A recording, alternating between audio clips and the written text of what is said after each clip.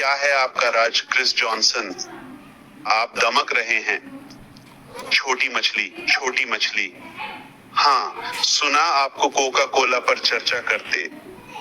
स्पष्टतः बिक्री मात्रा या लक्ष्य प्राप्ति महत्वपूर्ण नहीं। अंततः उन्होंने हमें जहर बेचा। ये वो नहीं जिस पर हम काम कर रहे हैं। दूसरी बात, कुछ संभावित परिदृश्य हैं। मुझे लगता है 3 हैं। सुना था एडिसन ने 1000 प्रयोग किए। 2000 से 10,000 तक की संख्या सुनी और पढ़ी, पर कम से कम 1000 बार तो लगता है ना? और ये बहुत सारे प्रयास हैं। मैं इससे जुड़ सकता हूँ। शायद मैं आपको ज्यादा नहीं रोकूंगा।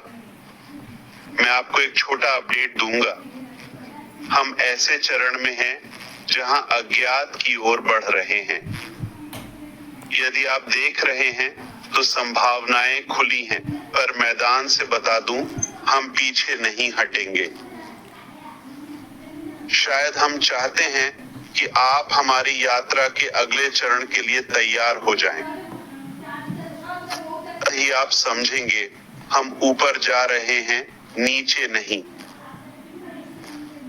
मैं आपकी समझ का सम्मान करते हुए आज की स्थिति पर बात करना चाहता हूं। हम कुछ क्षेत्रों में अभी तक असफल रहे हैं, बिना दोष या बहाने के। पर एक बात जो हमारे पास थी वो, मैं इसे इस तरह से कहूंगा, हमारा मानना है कि जितना बड़ा सपना उतनी बड़ी टीम। ये संख्या के हिसाब से है, पर हमने यह भी कहा कि बेहतर सपना या बेहतर टीम, दोनों में से कोई एक। टीम में कौन है ये तय करेगा कि आपका सपना कब और कैसे साकार होगा। हमने मात्रा पर ध्यान दिया, सोचा बड़ा सपना है तो बड़ी टीम चाहिए, पर टीम में कौन है ये थोड़ा फिसल गया। तो हमें कुछ ऐसे लोग मिले, क्या मैं कह सकता हूँ भ्रष्ट लोग? मुझे लगता है मैं ऐसा कह सकता हूँ। मैं जो चाहूं कह सकता हूँ। तो हमें कुछ खराब लोग मिल गए, और क्या लापरवाही से या जानबूझकर अपराधी अपना काम कर रहे हैं। ये एल पासो में हमारे लिए एक बड़ा झटका रहा है। हमारे पास एक सुंदर बड़ा सपना है। हमने आप जैसे अद्भुत लोगों को आकर्षित किया है, और हम कीमत चुकाने को तैयार है। हम एक सुंदर दिशा में जा रहे हैं, अद्भुत सफर जो भी हो करेंगे।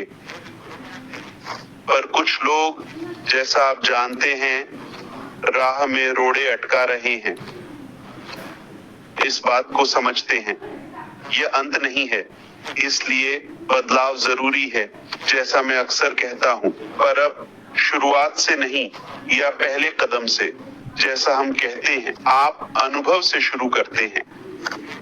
और आपकी यात्रा और दृष्टि में एक उच्च विश्वास स्तर, क्योंकि आप जानते हैं कि यह कितना मूल्यवान है। सभी की नजरें इस पर हैं, इसलिए आप अच्छे लोगों को आकर्षित करते हैं, लेकिन मात्रा के साथ कुछ बुरे लोग भी आते हैं। कुछ लोग अच्छे नहीं होते, ऐसा होता है। अब संक्षेप में बताएं कि क्या हुआ और हाल के महीनों में हमारी यात्रा में गंभीर बाधा क्यों आई। नंबर 1, टीम में गलत लोग। उन्हें बहुत अधिक भरोसा और विश्वास दिया, और उनमें चरित्र, ईमानदारी और क्षमता की कमी थी। योग्यता और विशेषज्ञता के साथ साथ कौशल स्तर भी। हम थे शायद बहुत व्यस्त, दृष्टि पर बहुत उत्साहित, और सही लोगों को आकर्षित करने पर ध्यान केंद्रित कर रहे थे। लेकिन साथ ही, जैसा कि मैंने कहा, मात्रा के साथ वे लोग आए। यह हमारी पहली गलती थी कि हमने सही लोगों और दृष्टि के अनुरूप मानसिकता और चरित्र को सुनिश्चित नहीं किया। तो आप नहीं कर सकते। एक शुद्ध, सुंदर, क्रांतिकारी दृष्टि जो पूरी मानवता के लिए प्रभावशाली हो। और ऐसे लोग हैं जो स्वार्थी हैं या व्यवसाय के बारे में अनजान हैं, या फिर चाहे आप उनके साथ कैसा भी व्यवहार करें, उन्हें जो भी दें उनके पास वह नहीं है, आप नहीं दे सकते।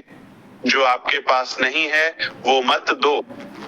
आप वह नहीं दे सकते जो आपके पास नहीं है। दूसरी ओर इसके परिणाम स्वरूप क्या हुआ? वहां था, हम समय पर लक्ष्य तक नहीं पहुंचे, शायद गुणवत्ता भी वो नहीं थी जो हम चाहते थे, और वो समय सीमा में भी नहीं जो हम चाहते थे। ये वो निराशाएं हैं जो हमें मिली।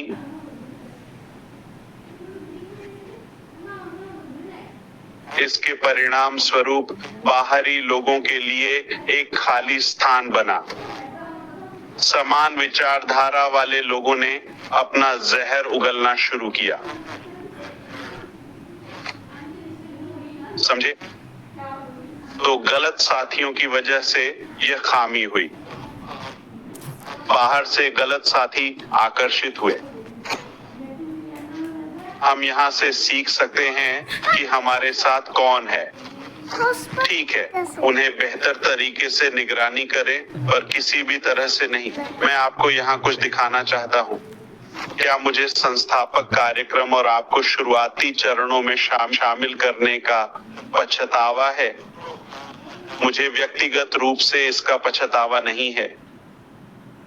ये बाहर से दर्दनाक था, आपकी वजह से नहीं। मुझे अभी भी लगता है कि इसने हमें ज्यादा मूल्य दिया।